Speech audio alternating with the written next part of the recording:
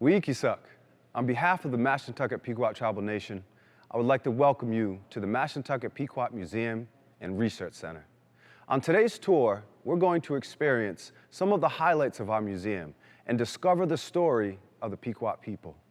It is a story of a unique people, their connection to their environments, their hardships, ability to adapt, and their resurgence.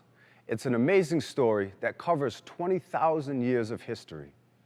Because the story is so big, so is our museum. It has been said that it would take as long as 4 days to absorb all the information offered in the museum.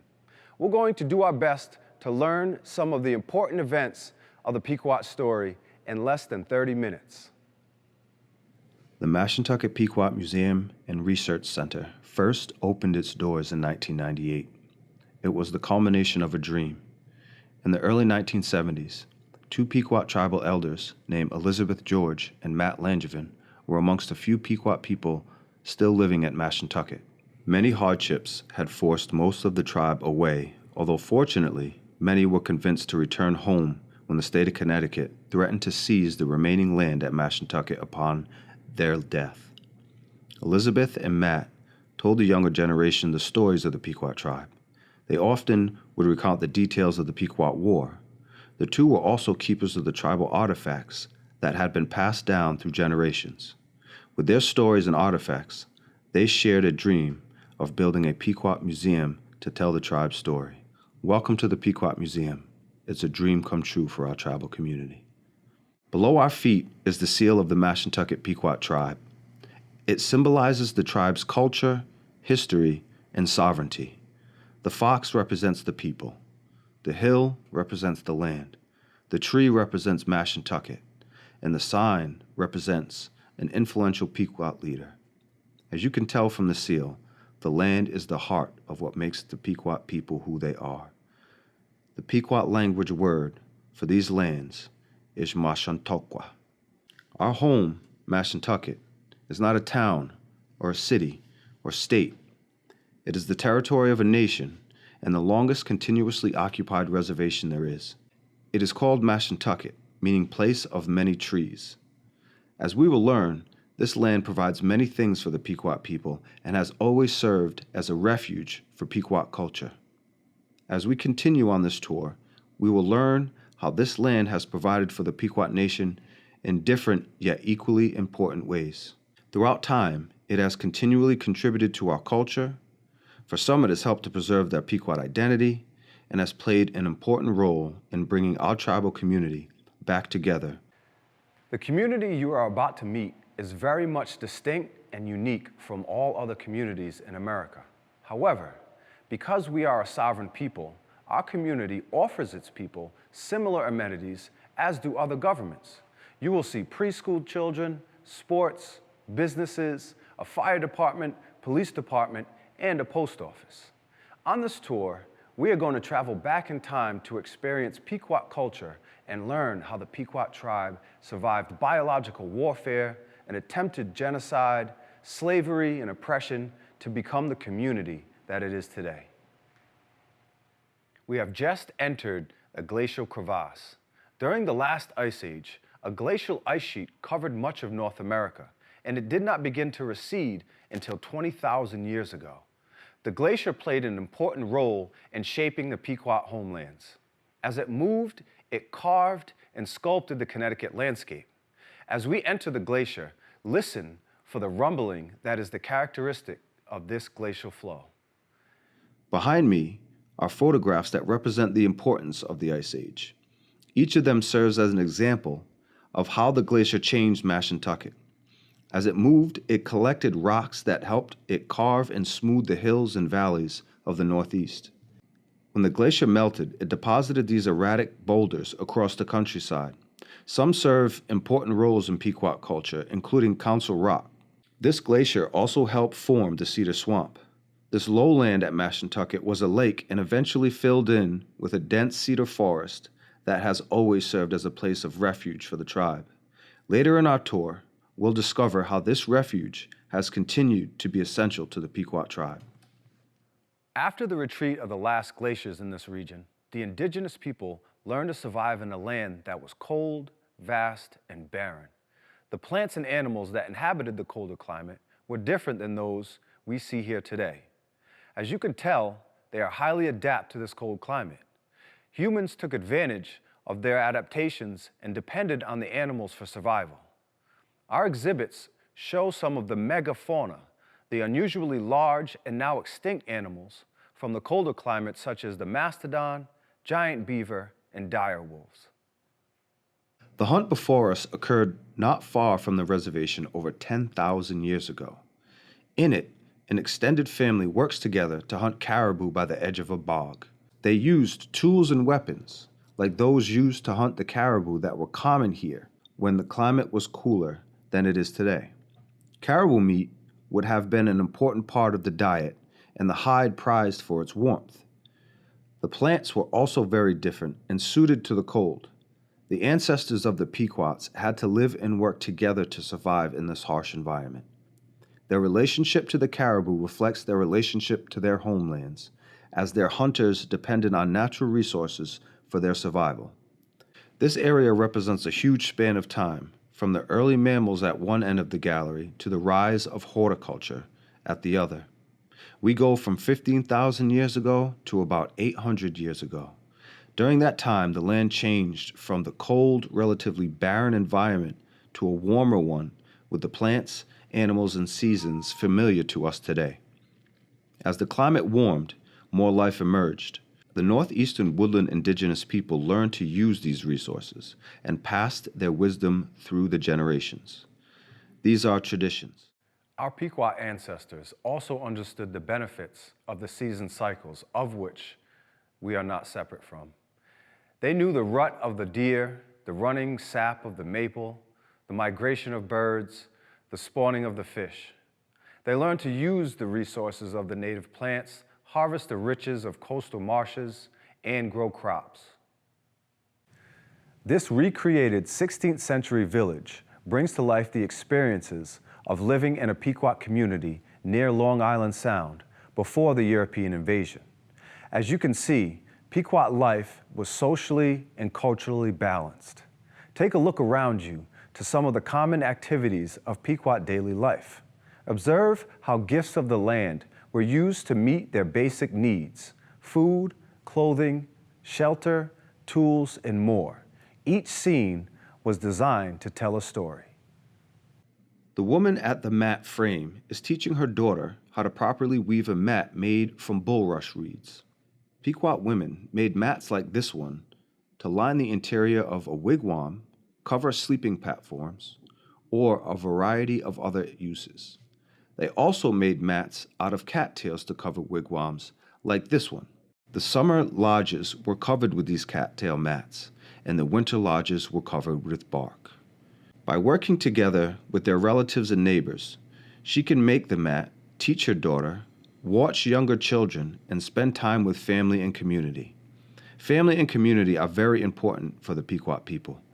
You can see this reflected throughout the village in the way people worked, played, learned, and took care of each other. After the arrival of Europeans in Pequot territory, the balance of life that they had maintained for thousands of years was quickly changed. While the Europeans brought items, such as tools that were useful, they also brought many unwelcome things, including warfare and disease. In response, northeastern woodland people built palisades around their villages for protection from the increased violence. Much more devastating than warfare, disease decimated native populations. It is believed that the Pequot tribe lost roughly 80% of their population as the result of disease. The first peoples of this region had never been exposed to these diseases and therefore lacked natural immunity to them. As you can tell, these were difficult times for the Pequot people. This hallway reflects this time period. With the tribe still recovering from the devastation of a smallpox outbreak, trade with Europeans began to increase along the Connecticut River. How many of you have heard of wampum? Wampum beads historically were made from the quahog shell and whelk shell. The value is mainly because of the shell's connection to the ocean and its life-giving properties. For this reason, traditionally, wampum was used to exhibit relationship. It would be exchanged during marriages, used to confirm agreements between tribes, and woven into belts as a communication device.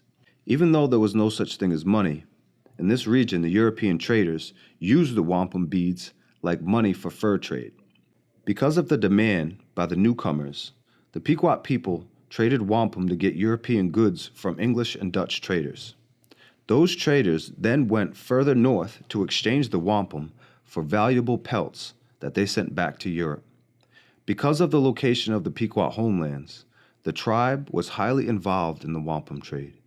This location also made the Pequot lands highly desirable for European colonists who sought land along the Connecticut River for settlement and trade. This European thirst for lands, combined with racial injustice, misunderstandings, and cultural differences, all eventually contributed to war. Have any of you heard of the Pequot War? It was a conflict between the English colonists and the Pequot tribe, the first war between the natives and the Europeans. This would have long-lasting effects that would forever change the course of history. The defining moment in the Pequot War occurred at twilight on May 27, 1637. An army of English troops that had been guided by torchlight by the Narragansett and Mohegan allies encroached on a fortified Pequot village. Pequot dogs began to bark, alerting the sleeping Pequots of the English attack. Pequot warriors awoke and offered resistance to the attack. As the Pequot warriors drove back their attackers, an English captain ordered the village burned. With the exits blockaded by the English, roughly 600 Pequot men, women, and children were massacred. Following the attack, there was a strong effort to systematically hunt down and execute the Pequot by the English troops. Some that were spared were forced into slavery or indentured servitude. Although the war was almost 3 years long, it had lasting effects. The Pequot War introduced total war to the native communities. Native people had always participated in warfare, but they were able to accomplish military objectives without eliminating an entire race of people. The burning of a Pequot village served as precedent for countless other massacres that occurred in what would eventually be referred to as the colonial North America. The Pequot War also contributed to slavery in New England.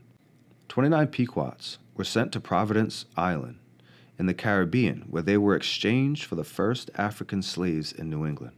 Most importantly, the Pequot War was an attempted genocide, which was repeated time and time again on Native communities throughout American history. After the war, the English wrote a document called the Treaty of Hartford. It said that the Pequots could not speak their language, live in their former territory, or even call themselves Pequots. In addition to being sold into slavery, Pequots were placed under the control of many groups, the English, the Mohegan, and Narragansett, just to name a few. This treaty ended the Pequot War, but began a new fight for Pequot survival. Only a few years after the Treaty of Hartford, a Pequot community began to reemerge at Noank. Within that community, two influential leaders became sachems, Cassasinnamon and Scaddup. Because of Cassasinnamon and Scaddup's efforts, only a generation after the Treaty of Hartford, the Pequot people had reasserted their sovereignty and returned to their homelands. Mashantucket, at the time, remained isolated from major colonial settlements and was rich in natural resources. It truly became a place of refuge. Earlier in the tour, we explored ways that Pequot culture was connected to their homelands. Now, the land served another role. It is essential to their tribal sovereignty and cultural identity. The people and scenes in this area tell stories spanning over the next 3 centuries of Pequot survival. During that time, life on the reservation was difficult. The Mashantucket Pequot saw their lands taken away piece by piece and lost tribal members to war, disease, and migration west. As white settlement encroached, resources were exhausted. No longer able to live the subsistence life that had supported them for thousands of years, Pequots were forced to look for work to make the money necessary to survive in an English colony. To find work, people were forced to leave. The Pequots who remained did their best to survive, but they were politically underrepresented and socially oppressed. Some, like Hannah O'Couche, were forced as children to leave the reservation to work as indentured servants. Others, like Peter George, had to find employment on whaling ships, traveling seemingly worlds away from their homelands. Others, like Ephraim Williams, found work in local farms and homes as laborers. They remained close. In fact, in the year 1900, 90% of the Pequots were born within 20 miles of Mashantucket. With more and more Pequots forced to move away from the reservation, Pequot lands were sold off piece by piece. With less land, there was less opportunity for Pequots to return. With less land and no employment, there was less opportunity for Pequot people like those in the George and Langevin family to return. Elizabeth George and Matt Langevin helped each other live efficiently at the Mashantucket Pequot Indian Reservation.